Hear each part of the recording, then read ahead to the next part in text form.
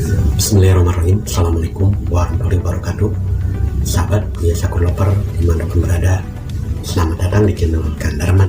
Ketika Allah akan memperkenalkan kepadamu, udah jangan mempertimbangkan saya ini sholatnya belum benar, saya ini belum naik haji, saya ini belum selesai aliyahnya kan gitu dan sebagainya. Abaikan saja semuanya itu, terima saja dengan baik. Kemudian yang dimaksudkan wijhatan di sini artinya satu kesempatan atau satu peluang engkau bisa berkenalan, bahwa pada akhirnya banyak orang mengenal Tuhan melalui jalur yang berbeda-beda. Wijhatan, ya, mindal wijhati, ini wijhati memberikan salah satu arah, salah satu peluang, tidak satu jalannya banyak. Orang mengenal Tuhan bisa dengan melalui ilmu pengetahuan, melalui sains dan teknologi.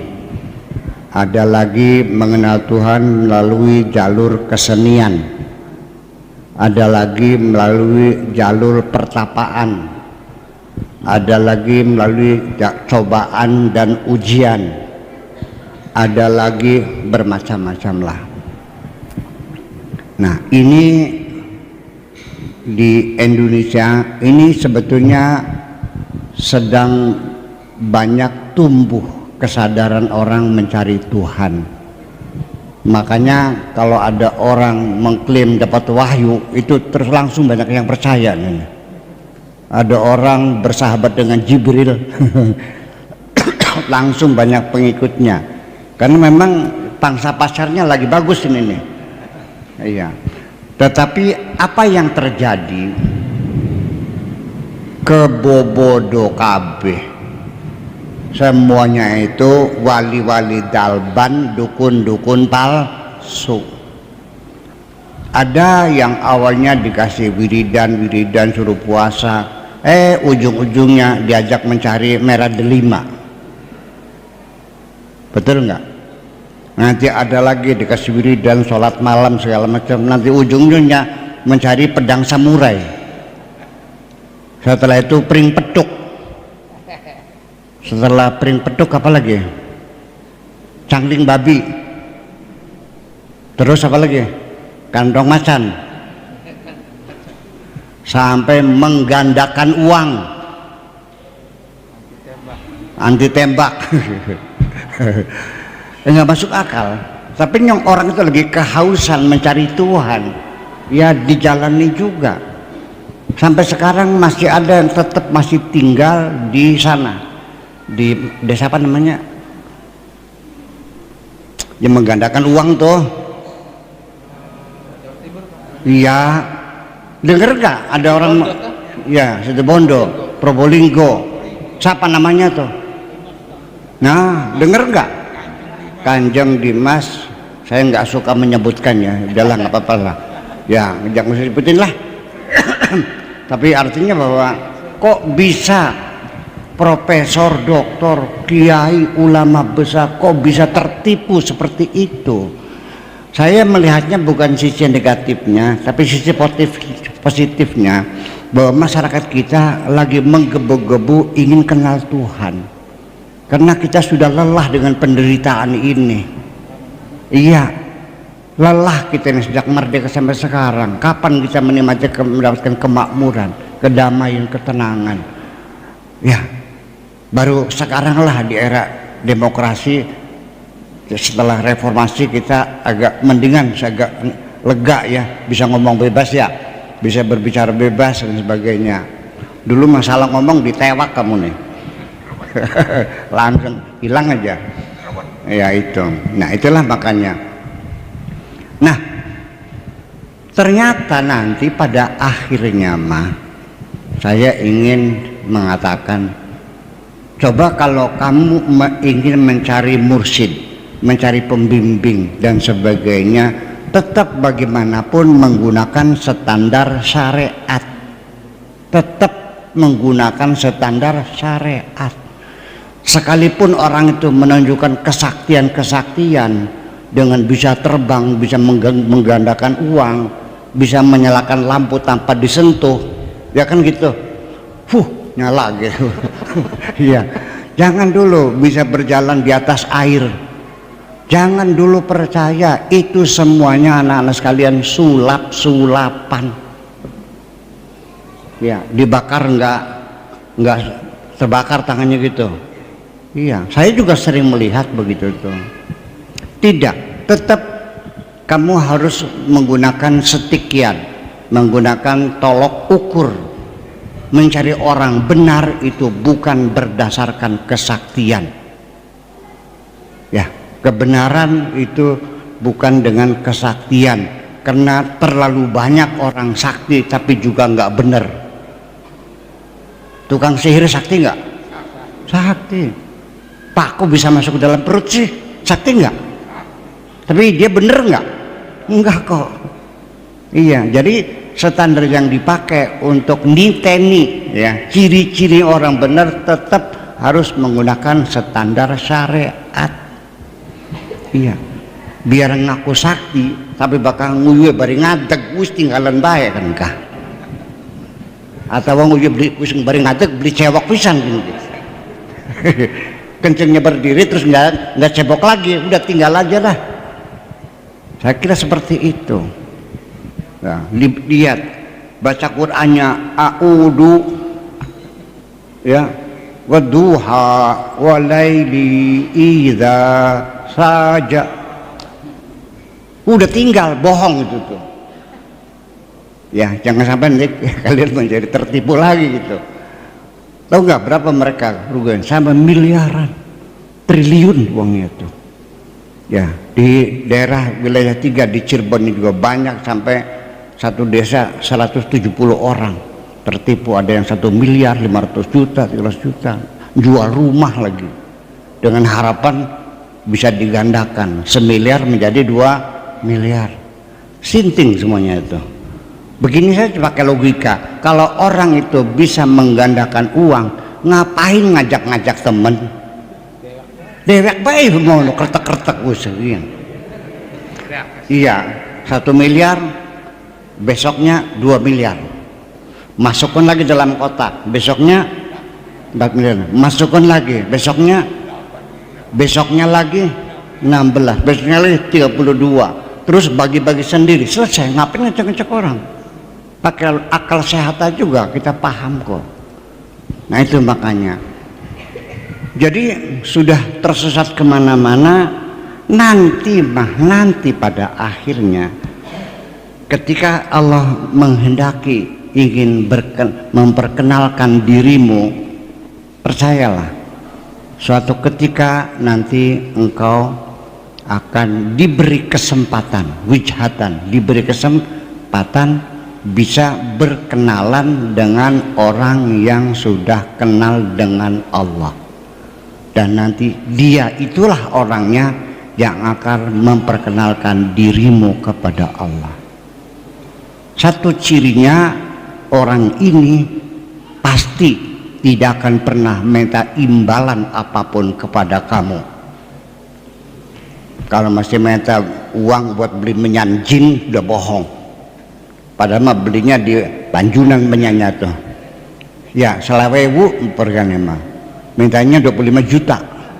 Namanya menyan apel jin. Saya tahu kok. Menyanya menyan luban zakar, menyan musaki yang harganya paling mahal sekilo itu 300.000. Iya, dia mintanya 25 juta. Bohong semuanya itu. Nah itulah kenapa orang yang semacam itu tidak pernah minta upah, malah dia yang akan memfasilitasi kamu. Kalaupun kamu diajak bertapa, dia yang membiayai kamu kok. Karena orang yang sudah kenal Tuhan ini bukan dicari, tapi dia yang mencari orang-orang yang berbakat dan mampu bisa berkenalan dengan Tuhan. Jadi bukan kamu yang bahagia, orang yang kenal Allah lah yang berbahagia. ketika dia melihat bahwa kamu punya bakat untuk itu. Jadi mencari. Sekolah juga di sini jangan anak-anak meminta supaya dipilih, tapi sekolah sendiri yang harus memilih, menjaring sendiri, mencari anak-anak yang punya minat dan anak-anak yang berbakat.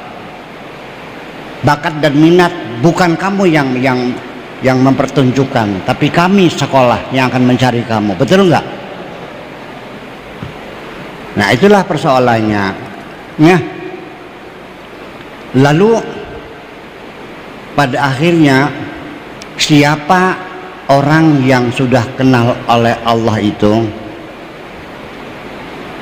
terjadi begini, mencarinya di Gunung Dieng, di Gunung Serandil, Gunung Kemukus, Gunung Cupang. Iya. Muter-muter cari orang sakti, cari waliullah yang bisa membimbing dirinya. Jadi ceritanya itu ada seorang lelaki yang kepengen belajar benar dengan meningkatkan kegiatan ritual-ritual. Sholatnya bukan hanya 5 waktu fardu saja, tapi juga ditambah dengan sunnah, qobliyah dan ba'diyah. Dari mulai sholat fajar, qobliyah subuh, lalu duha, qobliyah duhur, ba'diyah duhur, qobliyah asar, qobliyah maghrib, ba'diyah maghrib, qobliyah isya, ba'diyah isya, malam bangun lagi, sholat taubat, sholat tasbih, sholat witir, sholat hajat, sholat witir, nanti sholat fajar menjelang subuh. Zikirannya juga berjam-jam, gadeg, hilalah, sampai istrinya merasa jengkel. Apa bilangnya? Tetangga sebelah barat jam 2 malam sudah berangkat ke sawah, tangga sebelah timur jam 5 sudah berangkat ke pasar, suamiku jam 9 masih gada gedek baik. Perangsane tasbih bisa digoreng bu perangsaneku, sambil ditarik sejalan disabetakan yang dasar sisan. Seperti itu. Jadi selalu di gini, tidak mungkin bang kamu jadi wali, paling wali dalban kamu nih. Udah yang penting usaha aja yang rajin ngasih makan anak istri tiap hari di mestinya. Akhirnya saking nggak betahnya dengan istri, dia pergi melanglang buana mencari waliullah sampai Gunung Serandil, gunung apa lagi, Gunung Kemukus, Gunung Kawi, Gunung Cupang gitu, muter-muter. Akhirnya, nah disinilah Allah menghendaki orang ini bisa berkenalan dengan Allah, ketemu juga sama waliullah yang beneran. Tetapi ketika dia ingin belajar, pengen dianggap murid, nggak bisa. Kamu ini goblok, percuma jauh-jauh datang ke sini pengen belajar bener sama saya. Padahal orang yang di sampingmu, yang tiap malam bertidur berselimut dengan kamu, itu adalah waliullah gedean itu tuh. Maksudnya siapa? Ya istrimu itu. Konon. Jadi artinya dia melongo aja. Masa iya? Nyong dia tuh ngelarang saya dzikiran, ngelarang saya sholat, masa dia wali Allah? Udah pulang aja, percuma kamu tuh, udah sana. Akhirnya dia ya udah balik lagi. Sampai di depan pintu, istrinya sudah nunggu di depan sambil tersenyum. Baru tahu lo ya. Ya itulah artinya bahwa persoalan perwalian itu tidak pernah dipamerkan, pasti disembunyikan. Jadi kalau ada orang yang pamer-pamer sudah pasti itu bukan. Percaya nggak? Sudah, begini pakai logika yang sederhana biar anak-anak paham semuanya. Kalau yang digelar di depan rumah sing diler-ler kah, waktu kali duduk, ya waktu kali kan, itu batu kali yang digelar tuh, dipamerkan tuh. Kalau berlian digelar nggak di depan rumah? Di mana ditaruhnya? Di kotak. Kotaknya dikunci. Kotaknya ditaruh di sorogan. Sorogannya dikunci. Sorogannya di mana? Lemari. Lemarinya dikunci. Lemarinya di kamar. Kamarnya dikunci. Kamarnya di rumah. Rumahnya kunci. Rumahnya ada gerbangnya. Gerbangnya sok berapa kunci? Gerbang. Itu kamar, lemari, sorogan sama kotaknya. 6 kunci berlapis. Tidak mudah kamu bisa mengenali berlian. Tidak mudah kamu menyentuh berlian itu. Itu persoalannya. Ya akan berlapis-lapis dan pasti orang salah paham semuanya.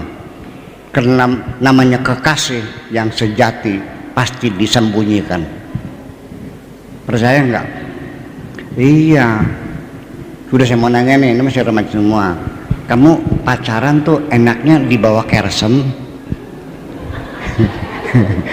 atau di pasar?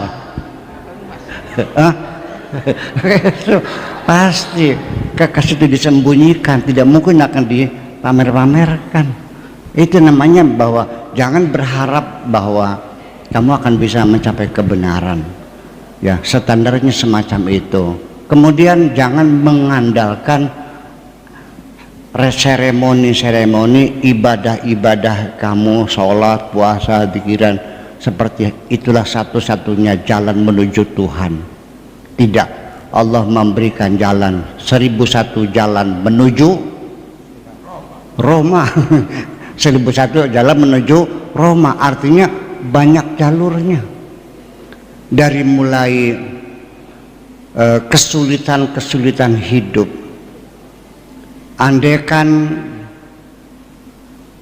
aku dari kecil banyak yang kasih sayang kepadaku, tentu aku tidak akan bisa merasakan kasih sayang Tuhan. Ya, seperti itu. Seseorang yang menekuni keilmuan, mau mempelajari tentang virus corona umpamanya, atau virus AIDS, berbulan-bulan di laboratorium sambil matanya melotot-melotot melihat mikroskop. Dari situ seorang ilmuwan bisa menemukan Tuhan. Tapi juga termasuk orang yang melalui peribadatan seremoni, ya, pertapaan, juga bisa menemukan Tuhan.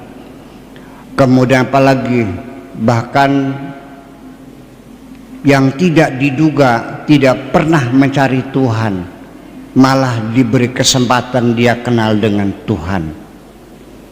Banyak pelacur-pelacur yang bertobat menjadi waliullah. Banyak preman-preman, bencoleng-bencoleng yang jadi waliullah.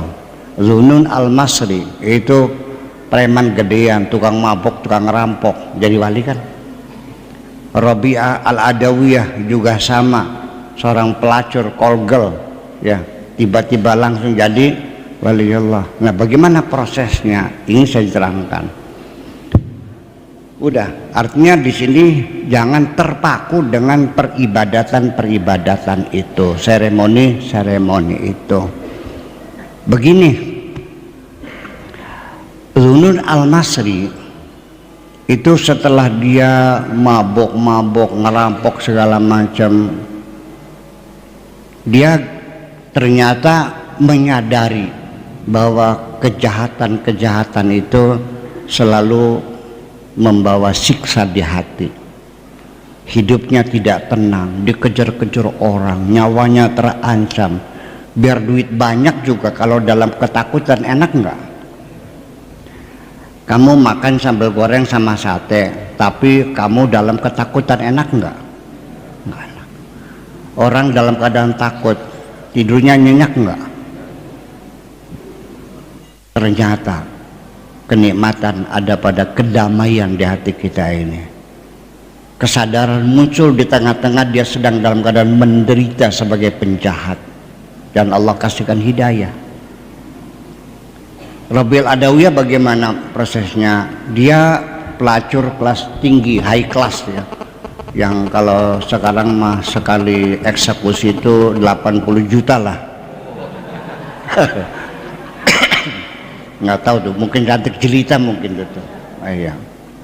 Ya bayangkan, nyong saudara saya saja yang ke Alexis itu dalam sekejap bisa beli rumah, bisa beli mobil, bisa beli sawah. Mana luar biasa.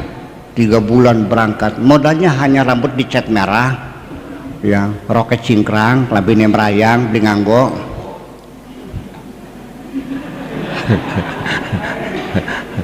Oke, 3 bulan berangkat si Alexis, 3 bulan pulang beli rumah, berangkat lagi 3 bulan pulang beli mobil, berangkat lagi 3 bulan pulang beli sawah, ya kan?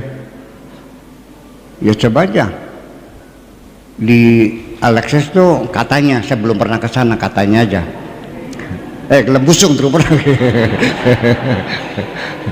Katanya sekali eksekusi itu 2,5 juta. Itu hanya eksekusinya, belum embel-embelnya ya. Ya, minumnya dibayarin kan gitu, segala macamnya banyak lah. Mungkin ya itu.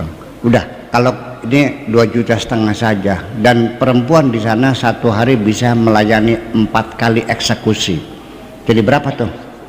10 juta kali 3 bulan berapa duitnya? Ya pantas 900. Bisa beli rumah kan? Apalagi rumahnya di Kertasmaya lagi. Itu.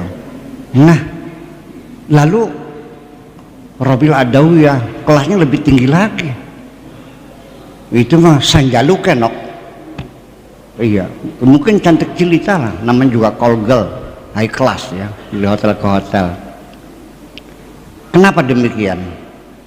Ada sesuatu yang terjadi, yaitu dia mengalami satu penderitaan, ya, depresi.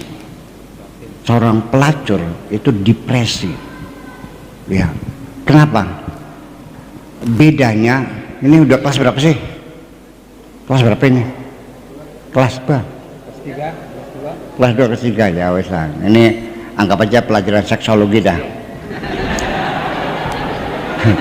Dan saya termasuk adalah seorang kiai yang setuju diberi pelajaran seksologi. Yang ilmu aja, masa ilmu haram, ngaco sih mah. Masa ilmu haram? Ilmu kan untuk membahagiakan kamu juga, meningkatkan kualitas. Ya, begini, lelaki yang sering melacur itu tidak otomatis depresi.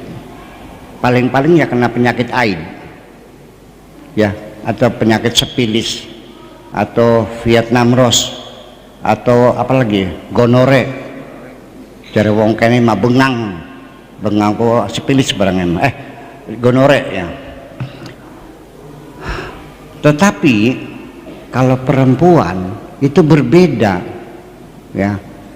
Kalau laki-laki bisa berhubungan dengan siapapun tanpa cinta, tanpa rasa, asal kenal, tawar menawar, jadi setuju, udah selesai, puas, seneng boleh. Iya, ancamannya mati kok. Dan obatnya belum ada sekarang penyakit AIDS nih. Dan saya doakan mudah-mudahan jangan ketemu dulu. kok pakai separajat modar kabeh nembe ketemu biar kapok gitu. Iya.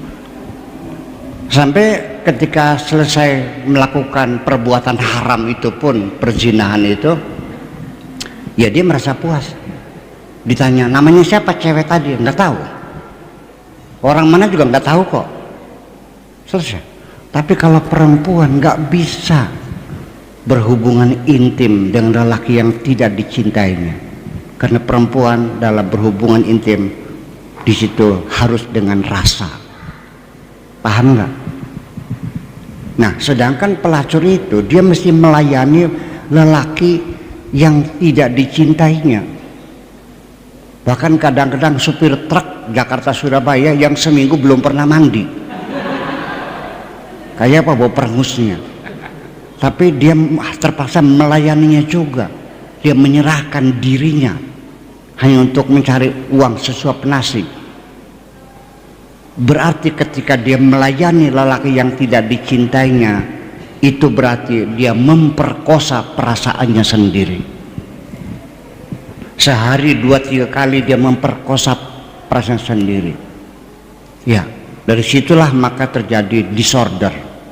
Apakah itu bipolar, apakah itu depresi seperti biasa.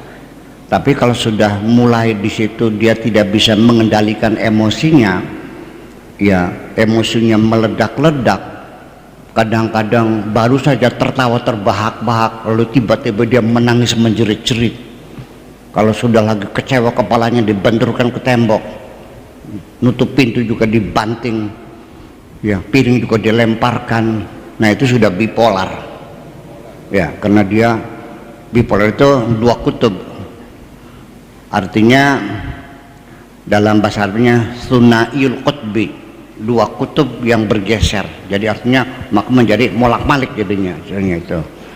Nah itu, dan juga depresi, merasa kecewa, merasa sakit hati dan sebagainya. Nah mungkin dari pintu penderitaan itulah maka Rabi'ah al-Adawiyah menemukan Tuhannya. Nah jadi tidak mesti harus di tengah-tengah di mimbar lagi sujud juga. Ya prosesnya seperti itu. Jadi nggak usah kamu pikirin, jangan dikait-kaitkan dengan amal perbuatanmu, dengan kesolehan-kesolehanmu. Sebab apa yang kau anggap kesolehan-kesolehan yang kamu catat sebagai pahala-pahala, ya, dan saya sangat kecewa ketika para mubalik di mimbar itu selalu isi ceramahnya menghitung pahala terus. Baca ini pahalanya sekian, baca qul 3 kali pahalanya sama dengan baca Quran. Mencium istri mencium suami sama dengan mencium Hajar Aswad 40 kali. Apabila seorang istri rela dimadu, tidak menuntut cerai kepada suaminya, ketika suaminya kawin lagi diikhlaskan, maka pintu surga dibuka lebar, dibobodok ngono. Yang ceritanya seperti itu, saya kecewa sekali. Itu semuanya cerita-cerita yang menistakan dan menghinakan perempuan semuanya itu. Nggak tahu perempuannya merasa dihinakan nggak begitu tuh? Iya, sampai dibilang bahwa perempuan itu adalah ranjau-ranjau setan. Perempuan itu adalah sumber kemaksiatan, sinting semuanya itu. Kalau perempuan ranjau setan, laki-lakinya apa? Ya setan kiranya. Ya itulah kira-kira semacam itu. Nah ini semuanya terjadi bermacam-macam, dari kesenian, dari keindahan, dari ya Nabi Dawud juga ya dia mengenal Tuhan dari musiknya. Ya Nabi Sulaiman juga dari pertapaannya sama, dia mengenal Tuhan itu dari pertapaannya. Ya sampai tinggal tulang dan kulit saja kok. Apa kata Nabi Sulaiman? Rabbi firli, ya Allah ampunilah aku, wahabli min ladunka mulkan, berilah aku satu kerajaan, la yambaghi li ahadim min ba'di, jangan ada yang melebihi. Artinya raja terkaya sealam dunia yang tidak boleh ada yang lebih kaya dari aku. Itu doa kurang ajar sebetulnya mah. Iya, tapi Allah tidak melihat itu, kesungguhan hati seseorang meminta, iya kan? Dan juga tidak dalam keadaan seperti kalian perutnya buncit, ya, badoga telung ngeblek. Iya, Nabi Sulaiman itu berdoa semacam itu, sudah tinggal tulang dan kulit. Ancamannya kalau tidak dikabul masih mending mati nih besisan. Kalau kamu bisa berdoa seperti itu, kalau tidak dikabul aku mati aja dah, dikabul kok. Iya, kamu doa jajal. Saya kasih doa, baca ya Rozak 94.864 setiap hari. Akeh temen Pak Kiai, ya pirang dina, ya sih rezekinya pirang dina pengennya. Ya wis jajal dah, jajal maning. Masa Allah dijajal, yang bakal dikabul dijajal mah. Iya. Nah itulah semuanya ini. Jadi kita serahkan kepada Allah. Yang penting nanti saya ingin mengatakan bahwa ada dua jalur, mana yang lebih mudah menuju Tuhan, apakah seremonial, apakah sosial. Ternyata jalan yang lebih mulus, lebih cepat adalah ibadah sosial. Saya tidak membanggakan orang yang tiap tahun umroh. Saya tidak mengagumi orang yang tiap tahun naik haji. Iya, bolak-balik Safa Marwah, muter-muter tawaf di sekitar Ka'bah. Saya tidak bangga. Saya lebih bangga kepada orang yang tawaf mengelilingi rumah orang-orang miskin untuk ngasih makan mereka.